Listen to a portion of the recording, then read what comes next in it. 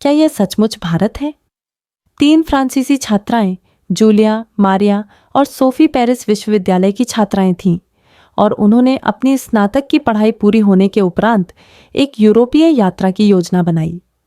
उनका मुख्य उद्देश्य फ्रांस के बाहर अन्य यूरोपीय देशों की यात्रा करना था। भारत बस एक पड़ाव था। हालांकि उनकी उम्मीदों के विपरीत फ्रांस के बाहर यूरोपीय देशों की उनकी यात्रा निराशाओं से भरी रही। उन देशों में उनके अनुभव, जिनकी उन्होंने मूल रूप से उम्मीद की थी, धीरे धीरे थका देने वाले हो गए। थके हुए और निराश होकर उन्होंने अपना यूरोपीय प्रवास जल्दी समाप्त कर दिया और भारत के लिए रवाना हो गईं, जो उनके यात्रा कार्यक्रम में एक अतिरिक्त गंतव्य था। भारत भी ऐसा ही होगा, इस विचार के साथ वे भारत पहुंची। हालांकि भारत का अप्रत्याशित रोजमर्रा का जीवन उन्हें उलझन में डाल गया। क्या यह सचमुच भारत है? फिर एक घटना ने उनके दिलों को बहुत हिला दिया। भारत उनके लिए एक विशेष स्थान बन गया, जहां वे भावनाओं से बह गईं। आखिर उन्हें भारत के किस रोजमर्रा के जीवन ने हैरान किया और भारत उनके लिए इतना खास जगह क्यों बन गया? आइए तुरंत फ्रांसीसी छात्राओं द्वारा साझा किए गए अनुभवों पर एक नज़र डालते हैं। मैं जूलिया, मारिया और सोफी पेरिस विश्वविद्यालय से स्नातक होने के कगार पर थीं। अपनी आखिरी यादें बनाने के लिए हमने एक स्नातक यात्रा की योजना बनाई। जूलिया ने खुशी से कहा, एक दूरदराज स्नातक यात्रा, क्या हमें किसी खास जगह पर नहीं जाना चाहिए? हम पेरिस में रहने वाली विश्वविद्यालय की छात्राएं थीं और हमने अब तक एक साथ कई यादें बनाई थीं। स्नातक होने के बाद हम अपने अपने रास्ते पर चलेंगी और यह यात्रा हमारे लिए एक विशेष अर्थ रखती थी। मारिया के सुझाव ने हमारी आंखों में चमक ला दी। यूरोप के अन्य देशों जाने के बारे में क्या ख्याल है? यूरोप का एक लंबा इतिहास और समृद्ध संस्कृति है और कई विश्व प्रसिद्ध पर्यटन स्थल हैं। हमने सोचा कि वहां जाना निश्चित रूप से एक शानदार अनुभव होगा। मैं निश्चित रूप से इटली जाना चाहती हूँ, मैंने तुरंत जवाब दिया। इटली हजारों साल के इतिहास वाला एक देश है, जहां आज भी शानदार खंडहर और पारंपरिक संस्कृति मौजूद है। विशेष रूप से इटली का कोलोसियम एक ऐसी जगह है जहां मैं हमेशा से जाना चाहती थी। पाठ्य पुस्तकों और फिल्मों में अनगिनत बार देखी गई कोलोसियम पर चलना एक सपने जैसा होगा। इसके अलावा रोम में क्लासिकल उद्यान और वेनिस में नहरें जैसे कई दर्शनीय स्थल हैं। फिर मैं स्पेन जाऊंगी, मारिया ने जोरदार तरीके से कहा। स्पेन अब दुनिया भर में एक बहुत लोकप्रिय देश है। स्पेनिश टपास और सौंदर्य, ये सभी सबसे आगे हैं। मारिया हमेशा से स्पेनिश फिल्मों की प्रशंसक रही हैं और उनका सपना है कि वे प्रामाणिक स्पेनिश भोजन खाएं और स्पेनिश फिल्मों के फिल्मांकन स्थलों का दौरा करें। स्पेन की पारंपरिक संस्कृति भी दिलचस्प लगती है। सुंदर बार्सिलोना और ऐतिहासिक दृश्यों को बनाए रखने वाला मैड्रिड पैलेस भी ऐसी जगह है जहां मैं जाना चाहती हूँ। और मैं सोफी थोड़ी झिझक रही थी, लेकिन उसने सुझाव दिया, क्योंकि हम यूरोप जा रहे हैं तो क्यों ना भारत भी जाएं? बात सही है, लेकिन भारत तो बस एक पड़ाव जैसा लगता है, मैंने कहा और मारिया ने भी सहमति में सिर हिलाया। भारत के बारे में मेरी छाप सिर्फ रात के बाजारों और स्ट्रीट फूड तक ही सीमित है। ईमानदारी से कहूँ तो मुझे इसमें इतनी बड़ी अपील महसूस नहीं हुई। हाँ, मुझे इटली या स्पेन जैसे कोई प्रतिष्ठित खाद्य पदार्थ भी नहीं लगते। इतिहास और संस्कृति भी इटली या स्पेन जितनी प्रभावशाली नहीं लगती। मैंने और मारिया ने कहा, जो भी हो, यह इटली और स्पेन के बगल में ही है, तो बस वहां से गुजरना ठीक रहेगा। इस तरह हमने यात्रा के अंत में भारत में केवल एक रात रुकने का फैसला किया। मुख्य उद्देश्य इटली और स्पेन थे। भारत सिर्फ एक पड़ाव था और इस तरह हमारी स्नातक यात्रा का मार्ग इटली, स्पेन, भारत तय किया गया। यात्रा की सुचारुता के लिए हमने अपनी अपनी विशेषज्ञता का उपयोग करके तैयारी की। जूलिया आरक्षण के लिए जिम्मेदार थी, मारिया होटल आरक्षण के लिए और सोफी परिवहन व्यवस्था के लिए तैयारी त्रुटिहीन थी और हम पूरी उम्मीद के साथ आखिरकार प्रस्थान के दिन पहुंची। विमान की खिड़की से नीचे देखने पर गगनचुंबी इमारतों का एक अंतहीन विस्तार दिखाई दे रहा था। आखिरकार हम पहुंच गए इटली। हम रोम हवाई अड्डे पर उत्साह से उतरी। आव्रजन प्रक्रियाओं को पूरा करने और बाहर निकलने के बाद एक विशाल शहर हमारे सामने फैला हुआ था। इटली का पैमाना वास्तव में अलग है, हेना मारिया ने अपनी आंखों में चमक के साथ कहा। हम सामने के दृश्य से अभिभूत थे और हमारे दिल उम्मीद से भर गए थे। हमने टैक्सी ली और होटल के लिए रवाना हो गईं। चेक इन करने के बाद हमने थोड़ा टहलने के लिए बाहर जाने का फैसला किया। हालांकि जैसे ही हम बाहर निकलीं और थोड़ी देर चलीं, हमने अपनी भौहें सिकोड़ लीं। क्या कोई अजीब गंध नहीं है? सोफी ने अपनी नाक पकड़ते हुए कहा। पूरे शहर में एक अनोखी गंध थी। कचरे की गंध सड़ी हुई चीजों जैसी दुर्गंध के साथ मिली हुई थी। सड़कों के किनारे कचरा बैग ढेर थे और वह गंध हवा में तैर रही थी। हम थोड़ी देर और टहलना चाहती थीं, लेकिन यह असहनीय है, जूलिया ने आह भरते हुए कहा। हम जल्दी से होटल लौट आईं। गंध और भीड़ भाड़ वाले शहर के माहौल ने हमें यह महसूस कराना शुरू कर दिया कि यह हमारी कल्पना की इटली से अलग था। अगली सुबह मैं जिस कोलोसियम को देखने के लिए उत्सुक थी, उसके लिए हमने इटली की हाई स्पीड ट्रेन ली। कहा जाता है कि यह दुनिया की सबसे उन्नत तकनीक का उपयोग करती है। हम प्रस्थान से पहले ही उत्साह से बात कर रही थीं। यह भारत की हाई स्पीड ट्रेन से भी तेज है। हालांकि जैसे ही हम स्टेशन पहुंची, वह उम्मीद टूट गई। प्लेटफॉर्म पर लोग तसल तसल भरे थे। कोई लाइन नहीं थी। जैसे ही ट्रेन आई, हर कोई एक दूसरे को धकेलते हुए अंदर घुस गया। मुश्किल से एक सीट मिलने के बाद हमें राहत मिली, लेकिन डिब्बे में पैर रखने की जगह नहीं थी। दुर्गंध ने हमें सांस लेने में मुश्किल कर दी। चारों ओर खाए हुए स्नैक्स, खाली प्लास्टिक की बोतलें और यहाँ तक कि बिखरे हुए कचरे भी थे। गलियारे में कोई जोर से बात कर रहा था। पीछे की सीट पर एक बच्चा अपने जूते पहने हुए सीट पर कूद रहा था और बगल की सीट पर एक आदमी जोर से फोन पर बात कर रहा था। क्या यह दुनिया की सबसे उन्नत हाई स्पीड ट्रेन है? हमने एक दूसरे को देखा, कुछ कहने में असमर्थ। सार्वजनिक स्थानों पर शिष्टाचार में अंतर से हम हैरान थीं। हमने केवल गंतव्य तक पहुंचने तक लंबा समय सहन किया। आखिरकार हम अपने गंतव्य पर पहुंची और कोलोसियम की ओर बढ़ीं। जब हम संरचना के पास पहुंची तो वास्तव में वहां एक शानदार दृश्य था। हजारों साल के इतिहास वाली विशाल संरचना ने हमें एक पल के लिए अपनी सांसें रोक दी। हालांकि बड़ी संख्या में पर्यटक जोर जोर से बात कर रहे थे और हर जगह कूड़ा करकट बिखरा हुआ था, जिससे हमारी खुशी में थोड़ी कमी आई।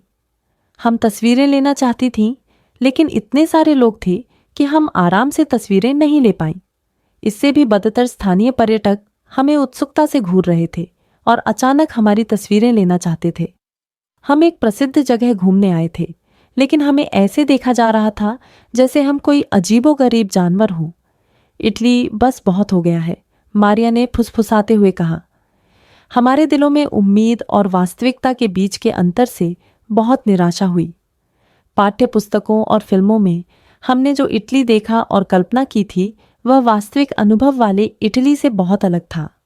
यहाँ तक कि सांस्कृतिक अंतरों को समझने की कोशिश भी की, तो भी हमें एक बड़ी विसंगति महसूस हुई। लेकिन स्पेन निश्चित रूप से अलग होगा, है ना? सोफी के शब्दों ने हमें उम्मीद की एक किरण दी। इटली का अनुभव खराब था, लेकिन स्पेन एक अलग संस्कृति वाला देश था। स्पेनिश फिल्मों और टप्पास के माध्यम से हमारी स्पेनिश लोगों की छाप विनम्र और शिष्ट थी। स्पेन शामद एक सपने जैसा स्थान होगा, है ना? मारिया अपनी स्पेन तीर्थ यात्रा के लिए बहुत उत्सुक थी। अपने पसंदीदा स्पेनिश मूवी पोस्टर्स वाली जगहों का दौरा करना उसका सपना था। स्पेन पहुंचने के बाद शहर उज्ज्वल और जीवंत था। हर जगह के टपास पोस्टर्स और मर्चेंडाइज थे।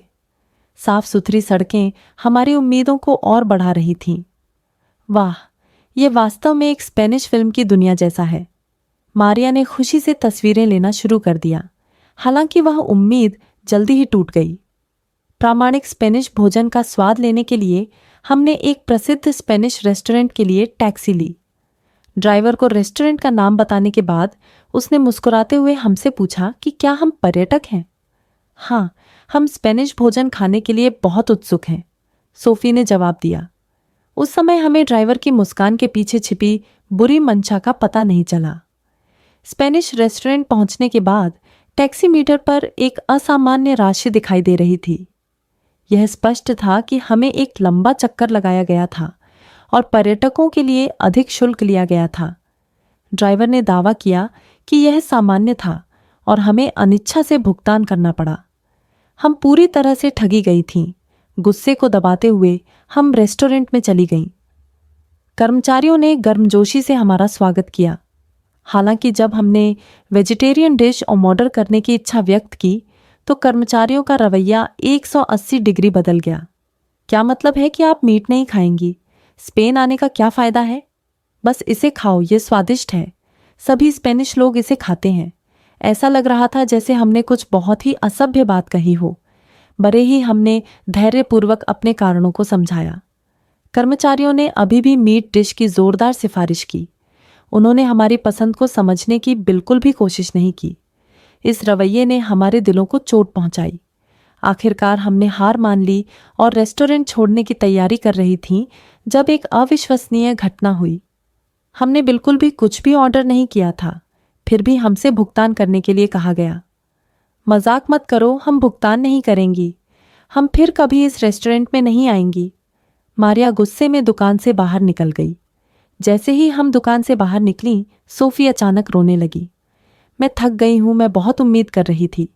उसके आंसू ने भी हमारे मूड को उदास कर दिया। फिर भी अगले गंतव्य पर जाने के लिए हमने स्पेन की हाई स्पीड ट्रेन ली, लेकिन निराशा जारी रही। सीटों के आसपास पिछले यात्रियों का कचरा पड़ा हुआ था। गलियारे में कोई अपने जूते उतारकर सो रहा था और यहाँ तक कि लोग हेडफोन के बिना जोर से बात कर रहे थे। सार्वजनिक शिष्टाचार की कमी ने हमें फिर से निराश कर दिया। उन्हें कोई क्यों नहीं रोकता? डिब्बा शोरगुल से भरा था और तनाव बढ़ता जा रहा था। भारत भी ऐसा ही होगा, मारिया ने थके हुए कहा। हमारे दिलों में यूरोपीय यात्रा की उम्मीदें पूरी तरह से गायब हो चुकी थीं। आदर्श और वास्तविकता के बीच के अंतर से केवल गहरी आहें निकलीं। इस यात्रा में हमने जो सच्चाई देखी वह हमारी कल्पना के स्पेन से बहुत अलग थी। हम थक चुकी थीं। भारत अंतिम गंतव्य के लिए भी हमें कोई उम्मीद नहीं थी। अब तक की निराशा बहुत बड़ी थी और हमें नई उम्मीदें रखने से भी डर लग रहा था। जो भी हो, यह सिर्फ कचरे से भरी सड़कें और जोर जोर से बोलने वाले लोगों का एक समूह होगा, बिना किसी शिष्टाचार के। इस विचार के साथ हम भारत पहुंची। हालांकि जैसे ही हम विमान से उतरी और हवाई अड्डे के अंदर चली, हमने तुरंत महसूस किया कि कुछ अलग था। सबसे पहले जिस चीज ने हमें हैरान किया वह थी हवाई अड्डे का अंदरूनी हिस्सा, जो अविश्वसनीय रूप से साफ था। एक भी कचरा नहीं था। जब हम शौचालय में गईं तो वे एक लग्जरी होटल की तरह चमक रहे थे। दीवारें और फर्श साफ थे और शामत बू दूर करने वाला प्रभाव भी था। कोई अप्रिय गंध बिल्कुल भी नहीं थी। झूठ बोल रहे हो क्या? यह सच में भारत है? मैंने अविश्वास में दर्पण में अपने आप को देखा। इसके अलावा हवाई अड्डे के कर्मचारी हमारे पास से गुजरते हुए मुस्कुराते हुए सिर हिला रहे थे। आपका स्वागत है, भारत में आपका स्वागत है। इस वाक्य ने हमें बहुत हैरान कर दिया। पिछले देशों में आवर्जन जांच के कर्मचारी भी भावहीन थे और उनका रवैया ठंडा था, लेकिन भारत में उनके साथ विशेष मेहमानों जैसा व्यवहार किया जा रहा था। प्रतीक्षा क्षेत्र में हर कोई चुपचाप कतार में खड़ा था। कोई जोर से बात नहीं कर रहा था। इटली या स्पेन में हमने जो दृश्य देखे थे, जैसे कि लोग फर्श पर फैले हैं और अपना सामान बेहतरीन ढंग से फैला रहे हैं, वे बिल्कुल भी नहीं थे। हवाई अड्डे से होटल के लिए रवाना हुए और चेक इन किया। आपका स्वागत है, हमारे होटल में आपका स्वागत है। कर्मचारियों ने हमें एक सौम्य मुस्कान के साथ बधाई दी। उस मुस्कान में एक विशेष गर्माहट थी जो हमने पहले कभी महसूस नहीं की थी।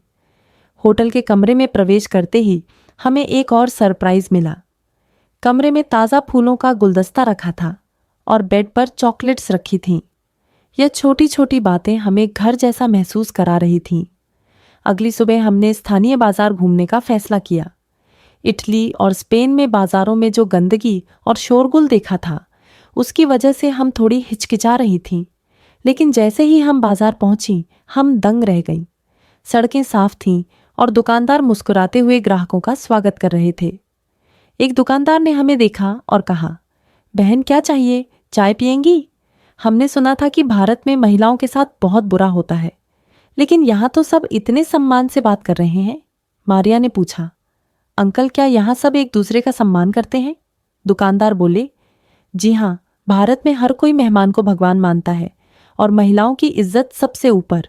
हम दंग रह गईं। फ्रांस में तो कैटकॉलिंग आम है, लेकिन यहाँ धार्मिक सद्भावना और सम्मान ने हमें सोचने पर मजबूर कर दिया। सोफी ने कहा, काश फ्रांस में भी ऐसा होता। यहाँ तो महिलाएं भी सुरक्षित और सम्मानित महसूस करती हैं। फिर हम टूरिस्ट बस में चढ़ी। बस ड्राइवर एक सज्जन व्यक्ति थे। नाम था राजेश जी। बस चलने लगी और हमने उनसे बात शुरू की। जूलिया ने पूछा, अंकल आपकी शादी हो गई क्या? राजेश जी मुस्कुराते हुए बोले, जी हाँ बेटी, मेरी शादी को 30 साल हो चुके हैं। हम तीनों दंग रह गईं। फ्रांस में तो रिलेशनशिप्स 2 साल से ज्यादा नहीं टिकते, सीधा डिवोर्स। मारिया ने कहा, वाह, काश हमारे यहाँ भी ऐसा होता। हमारे हस्बैंड्स भी हमारी इतनी इज्जत करते जितनी भारत के लोग अपनी बीवियों की करते हैं। यहाँ तो हर कोई परिवार को इतना महत्व देता है। राजेश जी ने हंसकर कहा, बेटी, भारत में मेहमान को भगवान का दर्जा देते हैं और परिवार तो जीवन का आधार है। मेरी पत्नी और मैं आज भी एक दूसरे का साथ निभाते हैं, बच्चे सम्मान करते हैं। हमारी आंखें नम हो गईं। फ्रांस में अकेलापन आम है, लेकिन यहाँ संयुक्त परिवार की गर्माहट ने हमें छू लिया।